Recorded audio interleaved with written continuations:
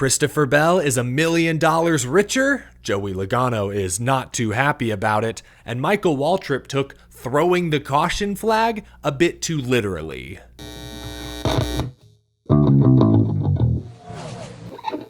How's it going, y'all? My name is Eric. Welcome to Out of the Groove, talking NASCAR All-Star Weekend, North Wilkesboro Speedway. So much to get to tonight. A full weekend recap. Let's go in chronological order, which means we should start at the beginning. Friday night, All-Star Race qualifying. Brad Keselowski and RFK Racing desperately needed something to go right, and fortunately, Friday night fell right into their laps. The pit crew executed. Brad did his job. Brad Keselowski, who hadn't led a single lap all season, won the pole for tonight's All-Star Race main event. That's huge, but it was actually the Spire Motorsports number 71 pit crew who took home the $100,000 pit crew challenge victory. That's a pretty cool storyline considering that is a Hendrick development pit crew. That is a Hendrick satellite team that has been leased out to Spire Motorsports, a completely different organization. That group, for Michael McDowell, beat all of the main Hendrick pit crews. That's pretty exciting. So a fun Friday night. Yesterday, we talked about the Truck Series race already. I'll gloss over that.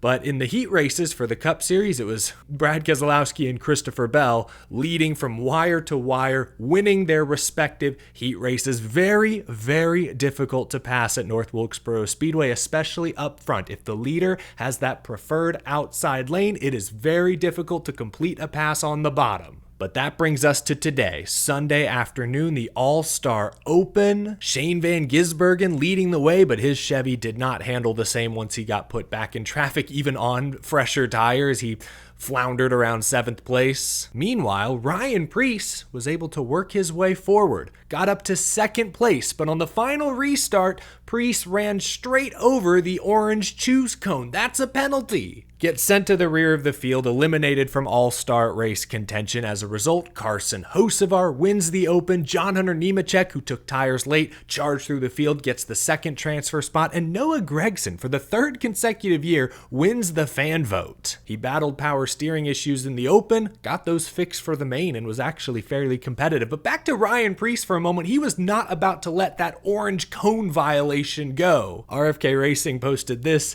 on social media showing Preece post-race trying to help NASCAR out a bit, or just trying to help out his fellow competitors, improve the visibility there on the front stretch. Look, in Preece's defense, if you look at the clip from the race, yeah, there was a lot of rubber buildup. It's hard to see that orange decal on the track, but that is still no excuse for Ryan Preece. The decal is in the same spot as it is pretty much every single week. There are bright orange decals on the fence next to where the cone is to give drivers another frame of reference. And I mean, Preece was the only driver to get called for this penalty, and dude ran straight over it. Like, it's not like he just barely nipped it with the right front, just drove straight over it. Like, he wasn't even close. So just a lack of focus, an unfortunate mistake. I get Ryan Preece's frustration. Him bringing the physical cone out onto pit road is hilarious. Great content. Ryan Preece, shoot, he should have won the fan vote if you ask me, but he did mess up during the race. That penalty could have been avoided. Sucks. It is what it is. But hey, don't worry, RFK Racing. Ryan Preece may not have advanced, but Brad Keselowski, again, sitting on the pole for the main event, and he looked good early on tonight. Keselowski in those ECU, Eastern Carolina colors. I loved his pre-race pace lap interview where he called it the pirate ship. The pirate ship looked pretty good out front. Full sail, full speed ahead, was able to hold off Joey Logano, a hard-charging pair of Hendrick cars. Keselowski's a good veteran race car driver. He knows, hit his mark, run that outside lane to perfection, lap after lap after lap. They're not passing you. That's the way this car-track combo works. Eventually, Brad lost the lead on a restart. Kyle Busch turned back the clock for a moment. Vintage 3-wide move around the outside. Ultimately, William Byron was able to clear Keselowski for the lead. Keselowski was on 2 tires. Others were on 4. The pack swallowed him up. And later on tonight, Keselowski overdrove it and crashed. A lot of talk coming into the weekend about the Marcus Smith promoter's caution. We forgot about the weekly Brad Keselowski caution. Just the latest evidence that Keselowski, Jeremy Bullins, that whole team are pressing. They don't have the speed that Hendrick, Gibbs, Penske have. Frankly, I'm not sure Keselowski has the speed of his teammates, Chris Buescher and Ryan Preece. Last week at Kansas, it was crew chief Jeremy Bullins being overly aggressive with the air pressures, led to a blowout. Tonight, it was Brad Keselowski being overly aggressive, trying to keep pace inside the top 10. Mistake, crash, another bad result. Fortunately, this one doesn't hurt them in the points. Midway through this race, there was another moment where Austin Cindric, 3-wide middle, gets into Ross Chastain, spins the Melon Man out. Cindric was fast tonight, had a top 10 car for sure, was able to slowly move forward, but he was also very aggressive. He doored his semi-teammate Josh Berry, got into Ross Chastain, obviously. Cindric finished 18th tonight when it was all said and done. Ross Chastain, however, had to burn an extra set of tires as a result of this spin, but that forced him to be aggressive at the end of this race and not pit when many of the leaders did. Suddenly, Ross had top 5 track position, and he held on to it to finish third. Once again, Ross Chastain doing the heavy lifting for Team Trackhouse. Shane Van Gisbergen, I mentioned, floundered in the second half of the Open and did not advance, and Daniel Suarez had a tire issue, hit the wall early in the main. Now, let's talk about the promoter's caution, or the Marcus Smith caution, or the All-Star caution, the fun flag, or as it turned out, the Michael Waltrip moment. Yeah, so to spice up this year's All-Star race, NASCAR decided they would randomly throw a caution flag somewhere between lap 100 and lap 220, tighten things up, re-rack the field, get ourselves a late race restart. I think everyone knew that the caution was going to come out closer to lap 220 than lap 100, but apparently nobody told Joey Logano because he was not happy with the promoter's caution post-race. Why? Because he was leading when the fun flag came out. Fun may be a questionable word choice depending on who you ask. So it turned out it wasn't just race control hitting a button. It wasn't even Marcus Smith, owner of Speedway Motorsports, owner of North Wilkesboro Speedway, hitting the button. It was Michael Waltrip, past All-Star race winner, climbing up into the flag stand during a green flag run, egging on the crowd, and then eventually waving the yellow flag himself. He got a little overzealous apparently because he actually dropped the caution flag onto the racetrack in true Michael Waltrip fashion. I'm sure there are a lot of strong opinions on this. My opinion may surprise you. So I have been historically very anti-silliness, especially when it comes to Fox. I'm not a huge fan of the grid walk. Moments before engines fire, we shouldn't be goofing and gaffing. We should be serious, treating these drivers like warriors, like gladiators, instead of yucking it. Fox used to insist on some cringy pre-race skits. I wasn't a fan of those, but I actually did not hate the Michael Waltrip fun flag. Now, he did take up too much of the screen for too long. They literally went to like double box view on the broadcast, showing Michael Waltrip just standing there menacingly for like 10-15 laps. While there was real action happening over here, Kyle Larson got into the wall and lost like 3 positions. We barely saw it because we were fixated on Michael Waltrip and his backwards hat, hammering it up with the crowd. So I'll say this. The Michael Waltrip bit was a bit too silly, but I at least appreciate that they put a face to the fun flag. And I appreciate that Michael Waltrip was in person trying to egg on the crowd, non-verbally communicate with, hey, how about in 5 laps, 2 laps? I at least appreciated the somewhat interactive nature of the Michael Waltrip competition caution. When they first announced the promoter's caution, I was like, yeah, it's a gimmick. I get the All-Star race is full of them, okay, but can we make it interactive? And Michael Waltrip did his best, and SMI did their best as well. The moment he threw the yellow, they launched pyrotechnics, they launched fireworks from beyond the back straightaway. Like, it was a whole spectacle to celebrate this random competition caution in the middle of this All-Star race. And then the cherry on top was Michael Waltrip dropping the caution flag like he drops everything, drops tacos on Denny's car. It was that ill-fated grid walk all over again. So it was funny. I am not a fan of the yuck, hardy, har, Fox bits, but, and this goes to a broader point that maybe I'll talk about later, the All-Star race needs to feel different, right? At least they got the crowd involved. So I didn't mind it.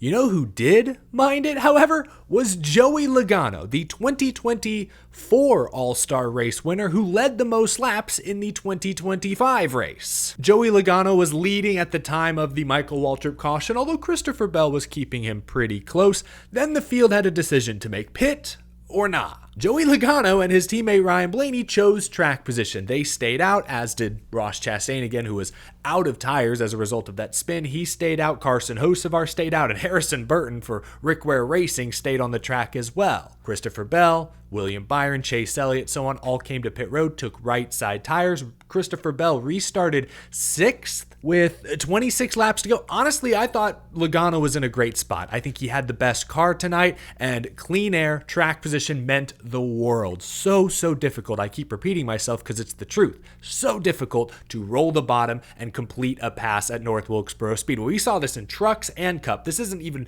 strictly a next gen issue. It's hard to pass. Very difficult to pass the leader. Logano with 4 or 5 cars between he and Bell. I thought Joey was in a good spot, and then Christopher Bell got a phenomenal restart, quickly up to 3rd, quickly up to 2nd, set his sights on Joey, and eventually made the move. Logano was clearly mirror driving. Bell was rubbing him here and there. Eventually Bell just sent it off in there and ran Joey a little wide, little contact. Bell clear. Logano was able to keep going, slot into 2nd place, but he wasn't close enough to get Christopher Bell back. Joey Logano was a bit frustrated, clearly, with how Bell raced him at the end there, and I get it. Was Bell's pass perfectly clean? Absolutely not. If Joey Logano could have gotten to Bell's back bumper, yeah, if he wants to push him around a bit as a form of retaliation, eye for an eye, he would have had every right to do so. But unfortunately for Joey, he didn't get that chance. So he comes home 2nd while Christopher Bell collects the $1 million prize. Before we finally get to Christopher Bell, I know we're going in chronological order.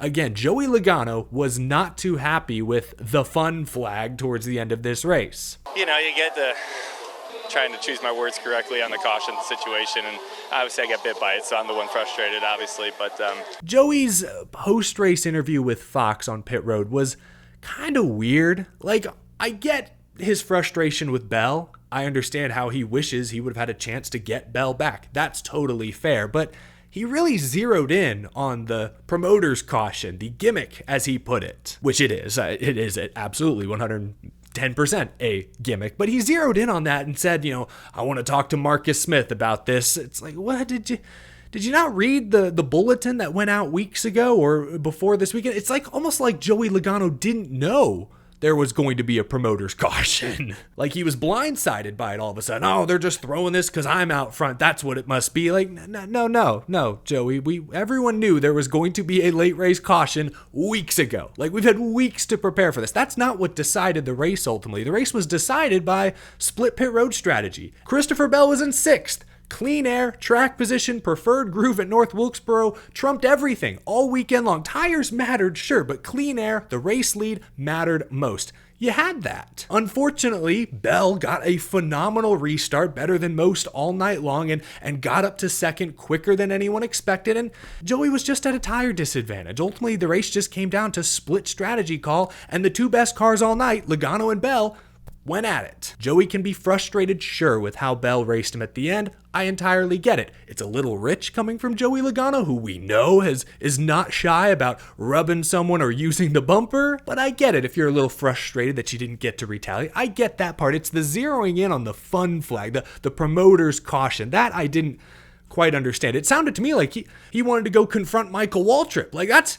Last year it was Stenhouse versus Busch in this race. This year it's going to be Joey Logano squaring up with Michael Waltrip over the timing of the promoter's caution. That's the stage that he seemed to be setting. It was kind of an odd post-race interview, in my opinion. But with that all being said, let's talk about Christopher Bell. We have finally made it all the way to see Bell, 3-time winner already this season, add an all-star race victory to his resume. This continues to be a dream season for Christopher Bell, who last week at Kansas moved up to 3rd in the regular season points. I love that his pit crew got such a great spotlight on the front stretch after the race, because remember, that is the 2-time pit crew challenge winning team. They used to be with Ty Gibbs. They're now with Christopher Bell. They didn't quite back up up their title Friday night. I think they came in like 5th, this close to a three-peat, but they played a huge role in getting Christopher Bell track position and getting the 20 team the All-Star race win tonight. So they still got their moment in the spotlight. Christopher Bell rightfully giving them their props. I've talked about Christopher Bell this year and used the word leader quite a bit. He's led by example the past few years. You look at the numbers. The last 2-3 years, he has been the best driver at Joe Gibbs Racing, statistically. But the past few months, the past year maybe, he's become more of a vocal leader as well. Not just leading by example, which he's continuing to do so, tied for the most wins in Cup this year, but he's also becoming more vocal, hyping up his crew guys, speaking out at Phoenix last fall after what happened at Martinsville, opening him and his family up to the Netflix show for the second consecutive season. Like, Christopher Bell is, I think, very sure of himself right now. And I think some of that also comes from Joe Gibbs opening the doors to dirt racing once again. I think Bell is having more fun. He's more comfortable. I like this version of Christopher Bell. Comfortable being outspoken, comfortable behind the wheel of anything, anywhere, it seems. I mean, look this year. He's got a win at a super speedway, a win at a road course. Now he has a win at a short track, almost won at an intermediate at Kansas last weekend, finished second. Like, he just seems comfortable. All-Star winner now. I think one day it's safe to say he will be able to put Cup Series champion on his resume as well. Will it be this season? A lot of variables, a lot can happen, a lot can go wrong, but Christopher Bell continues to send a clear statement to the rest of the garage early in 2025. Congratulations to Christopher Bell. Toyota did not win the manufacturer showdown, whatever they were calling it. Nobody cares. I think Chevrolet won it. They had the best overall finishers up front. Congratulations to Chevrolet, I guess. No, I mean, congratulations legitimately. I just feel like Fox barely mentioned it, and so I wasn't really following it closely, but if you were, yeah, that was good for Chevrolet, I guess. Here are some top finishers from tonight in case I didn't mention your favorite driver. Alex Bowman also pit towards the end of this race. Like Bell, he got a really good restart. Obviously never got quite to the front like Bell did. I don't think he had quite the car Bell did all night long, but a top 5 for Bowman. A lot of good Hendrick cars up in the mix. Larson started at the rear. He's been in Indy all weekend, qualifying for the Indianapolis 500. Shows up this morning, gets in the car, works his way forward, got into the top 10, but hit the wall, did not get a top 10 finish. I'm happy to see Kyle Busch finish 8th. That's about where he ran all night long. Good to see him finish where he runs. You see a couple of the transfer guys just outside of the top 10, but solid night for Carson Hocevar and Noah Gragson, especially putting that fan vote win to good use. Blaney had an issue on that last restart and dropped to 16th, not pictured here, but he was also fast. All the Penske Fords were quick tonight for sure. Good at the short flat ovals. Who'da thunk it?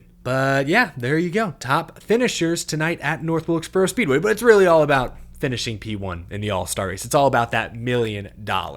I'll be honest, I was a little cynical about the All-Star race coming into tonight. Like, we get into this good rhythm where every race pays points towards the regular season, playoff points towards the end of the year, and suddenly we take this break to do an All-Star race that doesn't pay any points, only pays if you win. And let's be honest, while nobody's going to turn down a $1 million payday, $1 million doesn't hit the same now as it did years and years ago when they first started this whole deal. It has not kept up with inflation, to say the least. Combine that with the fact that there really were no changes to this year's All-Star format other than the gimmicky promoters caution that came into play. Like, at least last year we had option tires. In the past it was, first race at North Wilkesboro, old surface, history come to life. Before that we had the high drag race at Charlotte in 2018, the underglow race at Bristol in 2020. Like, usually the All-Star race is used to test something new, try something radically different, and that wasn't the case this weekend. I kind of went into this race at North Wilkesboro just sort of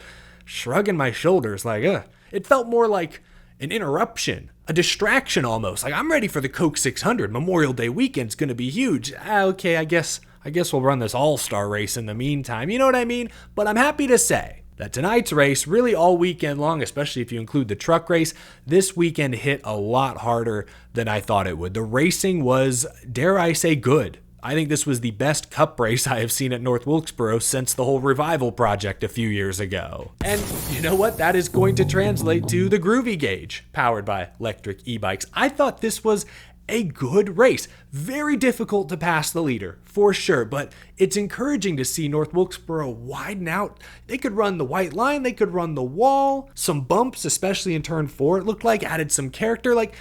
I worry maybe that the outside lane is too dominant, but with continued work on the next gen, the tires, and this track naturally aging, I think we've got ourselves a really racy short track, hopefully for years and years to come. So I was very pleasantly surprised with the overall racing action this weekend. Hard to pass, yes, I want to make that clear. There is work to be done, things that could be better, but action, drama, suspense, this weekend had it all. I'm going 85% on the groovy gauge. Maybe it's just that my expectations for All-Star Weekend, whether it's Wilkesboro, Texas, Bristol, Charlotte, maybe it's just that my expectations are down here.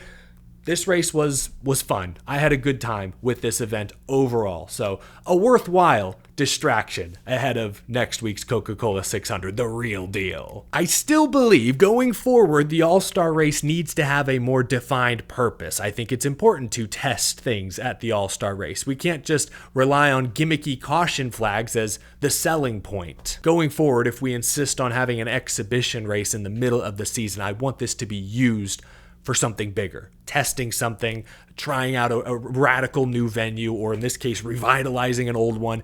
There needs to be something new. The All-Star race needs to be bold. It needs to be risky. And sending Michael Waltrip into the flag stand with 30 laps to go, that's not enough. That's not going to cut it. Final thoughts. Oh, yes, this was the last Fox broadcast of the season. The Coca-Cola 600 will be NASCAR's first ever Cup Series race exclusively streamed on Amazon Prime Video. Fox tonight was still in preseason form, it appeared. They couldn't get the ticker on the left side to work properly all weekend long. They kept showing us lap times instead of intervals, information that would actually be useful to the viewer at home.